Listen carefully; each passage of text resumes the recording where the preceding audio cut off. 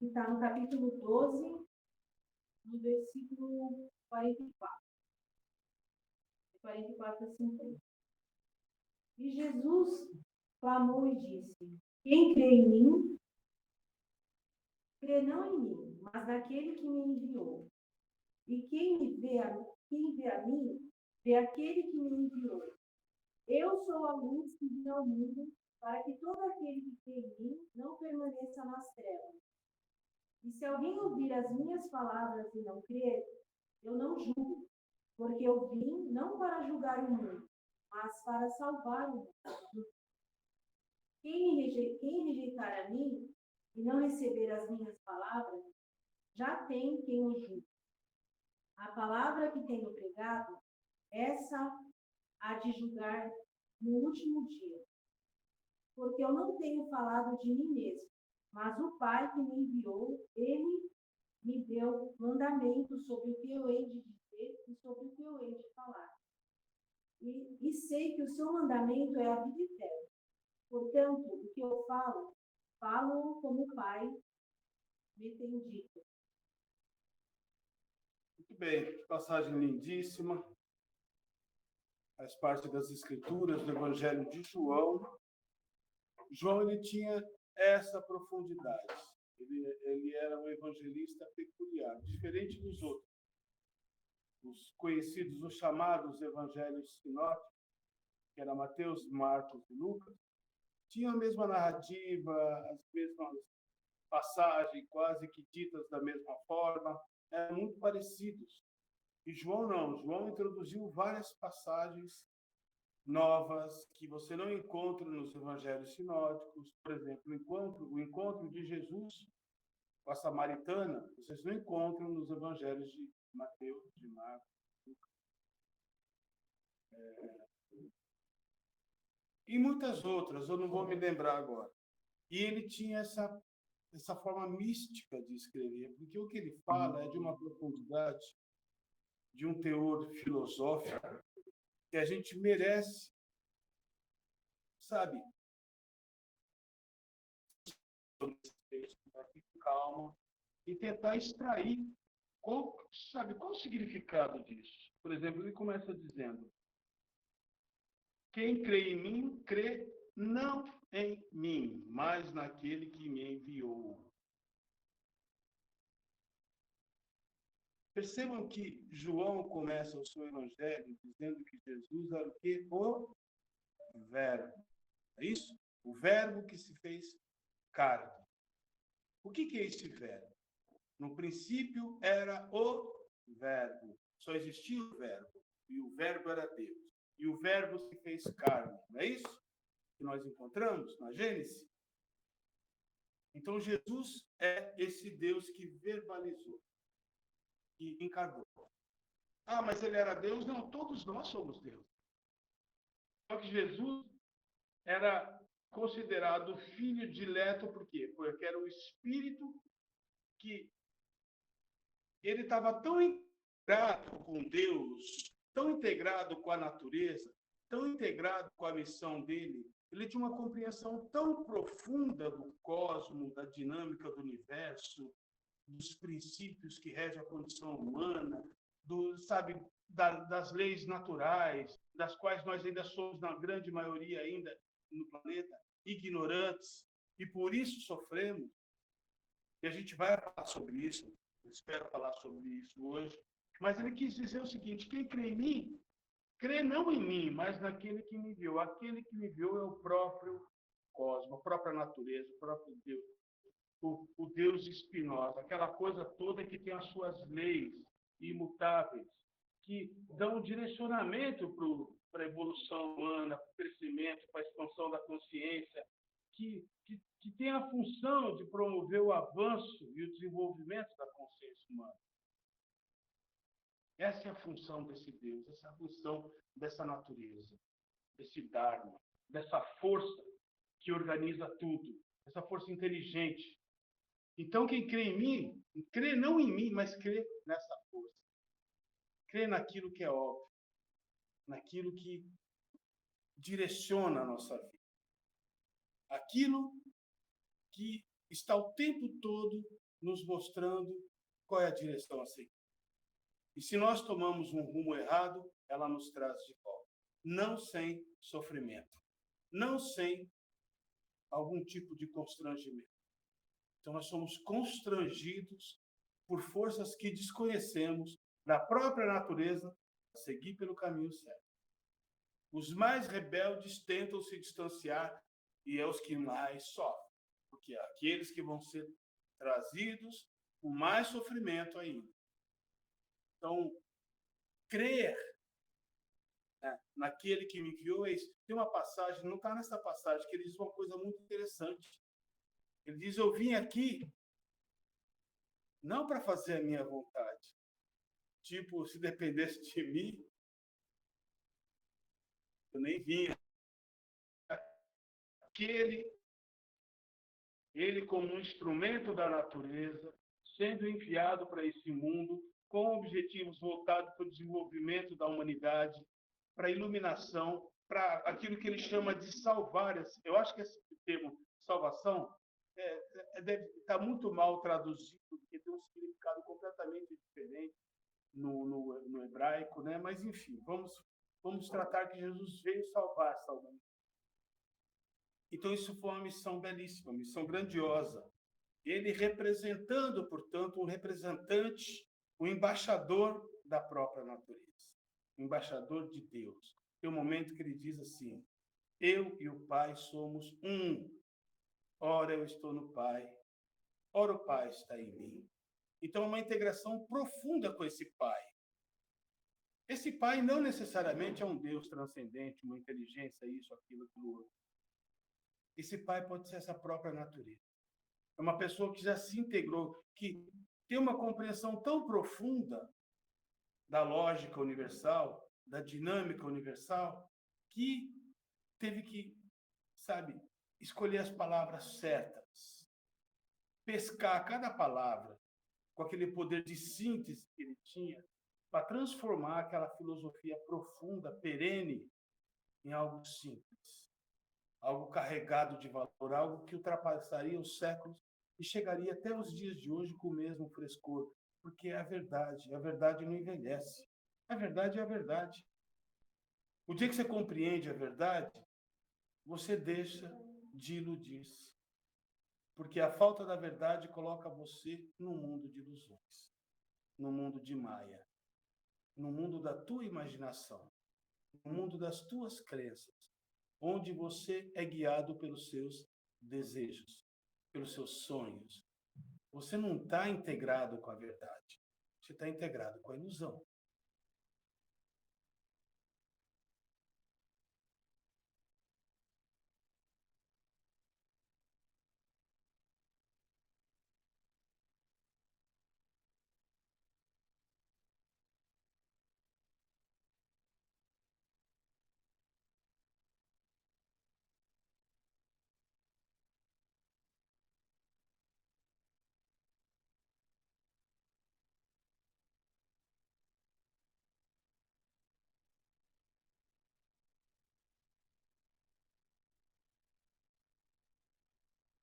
História, parábola do filho pródigo. O que representa isso? Representa tudo isso que eu estou falando. Do homem que se distancia da sua verdadeira natureza.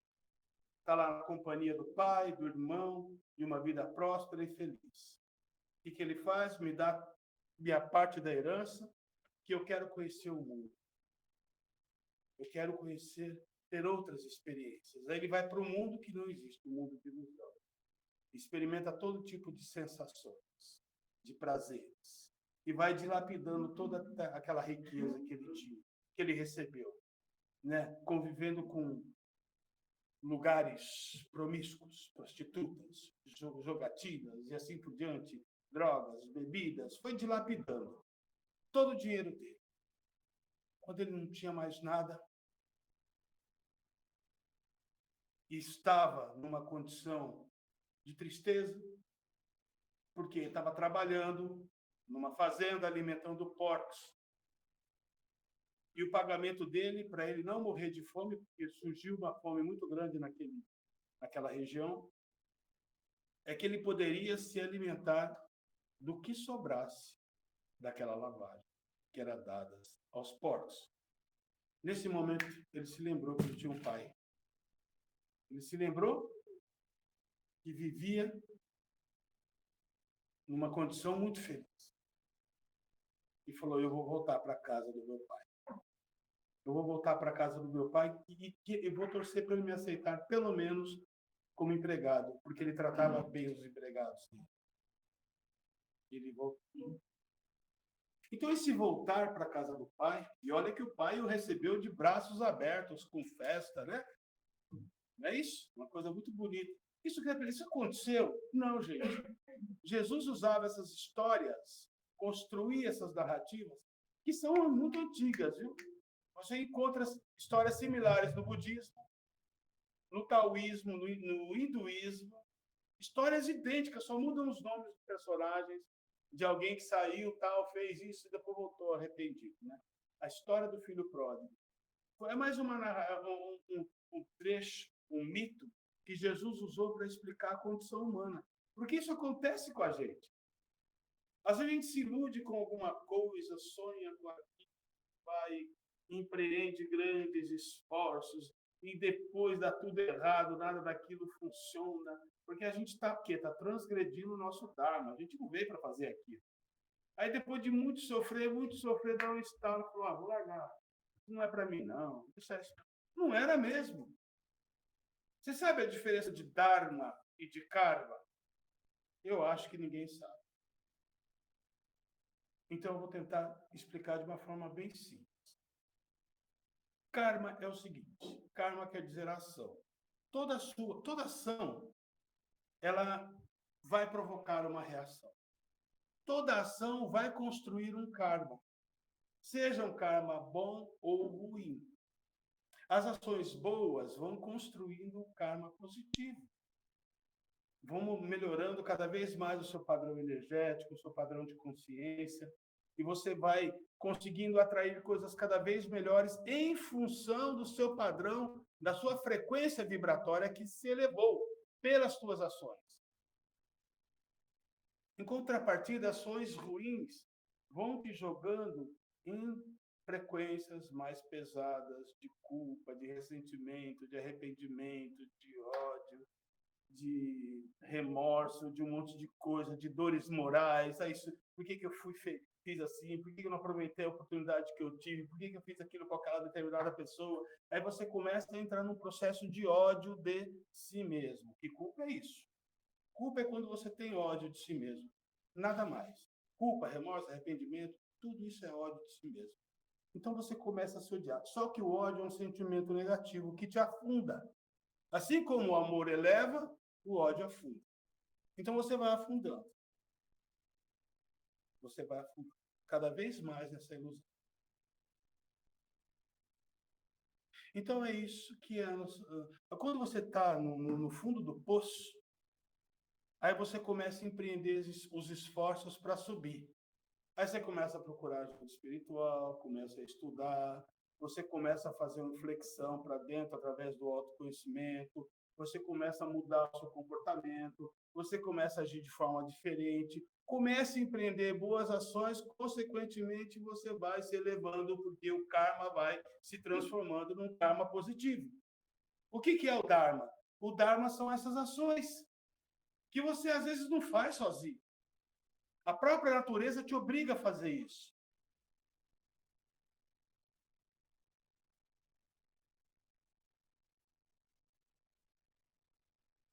A pessoa vive uma vida de crimes, de transgressões. Usa a sua inteligência, que é acima da média, de um QI elevadíssimo, para entrar na internet, para dar golpe nos outros, para extorquir dinheiro dos menos sábios, dos mais desprovidos de inteligência, né? Para bolar planos mirabolantes, usa aquela inteligência, por exemplo, para planejar um sequestro, para planejar algum tipo de crime, para se dar bem, ao invés de usar essa inteligência para ajudar o próximo. Então, tem dois caminhos. A inteligência é a mesma. ela está sendo usada de uma forma, poderia ser usada de outra. Mas quando você opta por escolher essa forma negativa, consequentemente vai ter as implicações, as repercussões dessa triste escolha, desses movimentos da sua mente, vão criar certas patologias, vão interferir diretamente no teu aparelho psíquico, isso vai interferir no seu corpo perispiritual, por exemplo, no seu cérebro perispiritual, vai provocar lesões, danos e uma série de coisas que aquilo que você, como diz Paulo apóstolo, aquilo que você, a corrupção que você praticou na carne, você vai colher na carne. Então aí você não entende por que uma pessoa nasce com problemas sérios no cérebro. Pessoas com Down, com autismo e com outras doenças terríveis aí que a gente, síndrome não sei do quê, tem tantas síndromes aí que a gente nem sabe. Por quê? Mau uso da inteligência. Então, aquele cérebro que foi danificado por ações ruins, ele precisa ser reajustado. Então, ele precisa de um período de descanso na própria carne para ser reconstruído, para ser reativado, para ser colocado em ordem. É assim que funciona. Então, a vida ela é meio que um processo constante e pendular. Você faz aqui, vai ter que fazer o oposto aqui. Você foi bandido aqui, aqui você vai ter que vir como policial. Você foi preguiçoso aqui, aqui você vai ter que trabalhar pra caramba.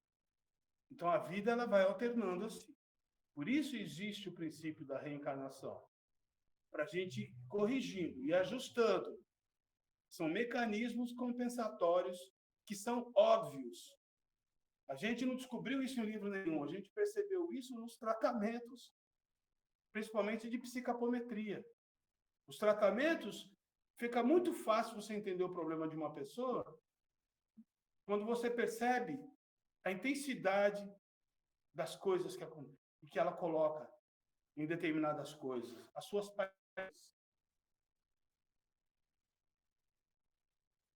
Então, pessoa, por exemplo, que tem aquela verdadeira, sabe, preocupação em lutar a favor de causas contra o aborto, contra isso, não sei o quê, e vai fazer protesto, e monta instituto aqui, monta instituto ali, participa de correntes contra isso, contra aquilo, vai protestar na igreja, vai protestar contra isso, vai no congresso, vai não sei aonde, pensa 24 horas em lutar em defesa da vida contra o aborto, você vai olhar a ficha corrida da pessoa era abortista, com sérios problemas de consciência, pelas coisas ruins que fez no passado. Então, quando a gente percebe o exagero de determinada coisa, pode ver que ela fez o oposto numa vida passada. É assim que funciona, gente. E isso é os próprios tratamentos que nos revelaram. Sempre foi assim. Se você quiser compreender, vai vir a imagem de tudo aquilo que aconteceu com a pessoa. De como ela agia, por que ela agia daquela forma, por que ela está, né, cultivando, né, colhendo na carne aqui as corrupções do passado. Então, esse é o cenário que a gente vive. A melhor forma é através de uma rendição, de uma aceitação, de entender que a vida é um jogo que precisa ser jogado com gratidão, com aceitação, com desapego, com renúncia de si mesmo, cumprindo e aceitando as imposições, as proposições de Deus, as proposições do universo, aquilo que ele tem para você. Quando você para de brigar contra isso, quando você para de se levantar contra isso, contra a sua realidade, e passa a aceitar, fica muito mais fácil. Fica muito melhor a vida. Fica muito mais fácil enfrentar as dificuldades. Você deixa de problematizar porque surge o quê? Surge uma compreensão que se expandiu, que entende a verdadeira necessidade daquilo que acontece contigo, com o teu filho, com a tua filha, com o teu esposo, com teus amigos, com o mundo que está ao teu redor, com as pessoas com quem você convive. Você começa a entender que isso é necessário. E muitas vezes os inimigos do homem são aqueles da sua própria casa. São as pessoas que convivem conosco, são aquelas com as quais nós temos dívidas. Viemos aqui para nos entendermos com essas pessoas.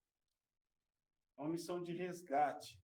É uma missão que envolve uma desconstrução de equívocos, de brigas, criadas pelo orgulho, pela vaidade, pelas ilusões que envolvem a nossa mente.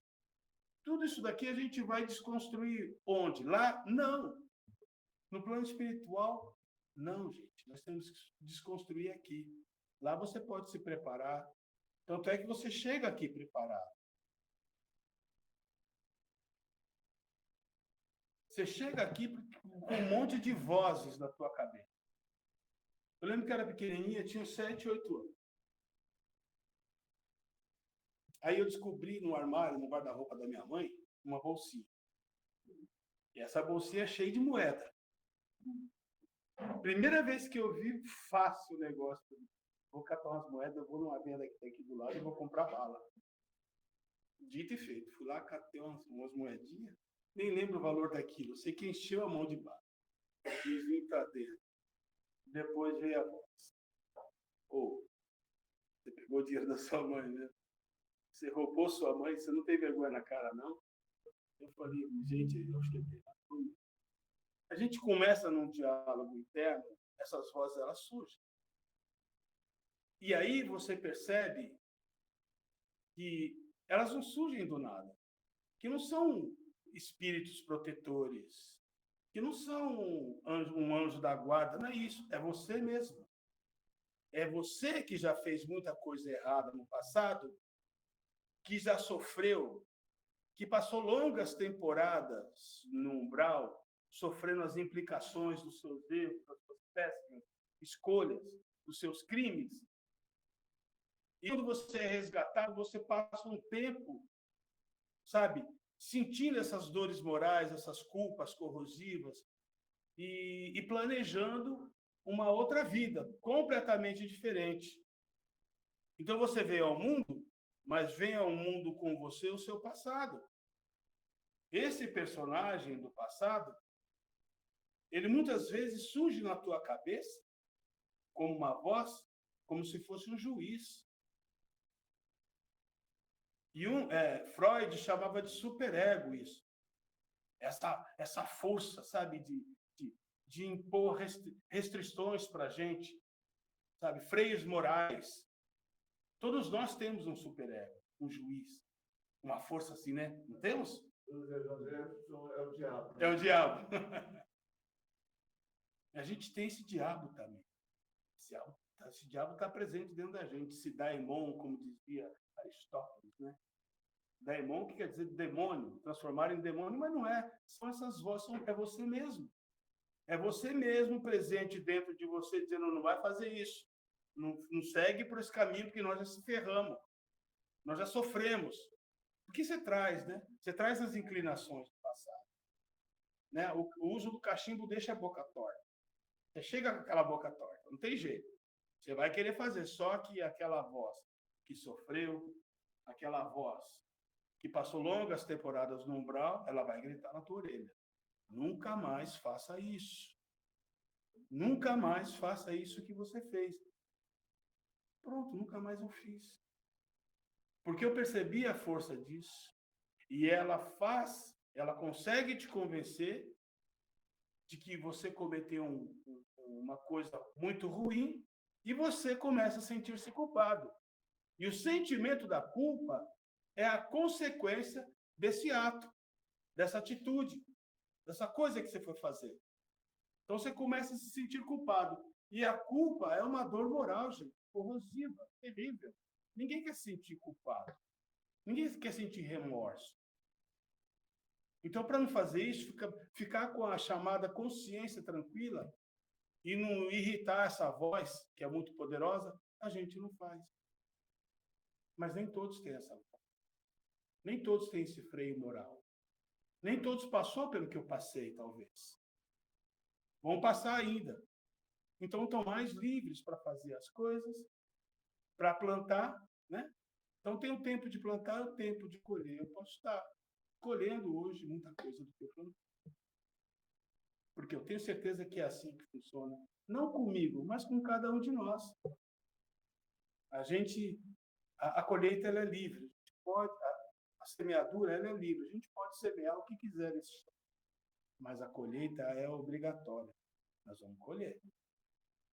Você vai colher exatamente o que você plantou. Tá certo, gente? Lei de cá.